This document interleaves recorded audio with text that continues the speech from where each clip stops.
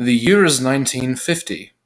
The Second World War is over, and a new wave of technology, politics, and subsequent conflicts have swarmed the world. But what about education? The Impact Act of 1950 eased the burden on communities affected by the presence of military and other federal installations by making payments to the school districts. In 1952, the Educational Policies Commission issued a statement of educational objectives known as the Imperative Needs of Youth. Some of these objectives include all youth need to develop and maintain good health and physical fitness. All youth need to develop respect for others, to grow in their insight and ethical values. All youth need to grow in their ability to think rationally, to express clearly, and to read and listen with understanding.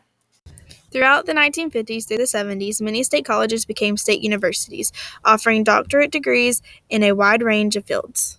In 1954, the Supreme Court case titled Brown v. Board of Education ended the segregation of schools. Following the Supreme Court's decision, several schools protested this notion by blocking African American students from entering the school, the most notable example being the Little Rock Crisis.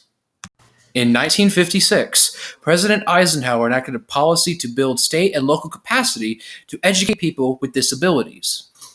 During the 60s, the Soviet Union launched the first man-made satellite called Sputnik 1. In response to the Soviets, Congress passed the National Defense Education Act. This prompted the federal government to enact a massive push for major curriculum projects, including math and science. It took until 1973 for the Rehabilitation Act to pass prohibiting discrimination based on disability in public schools.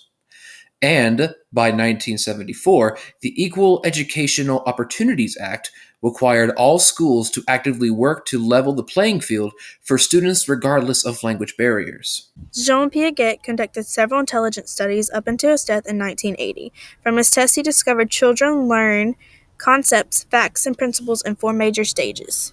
Throughout the 90s and early 2000s, the studies of Burrus Frederick Skinner proposed the idea of behavioral theory. The theory claimed that a student can be trained and conditioned to learn just about anything the teacher wanted. Throughout the modern post-war era, the country rapidly and drastically changed education. No matter your race, ethnicity, religion, gender, disability, or native language, every person in the United States is offered a free and equal opportunity to learn.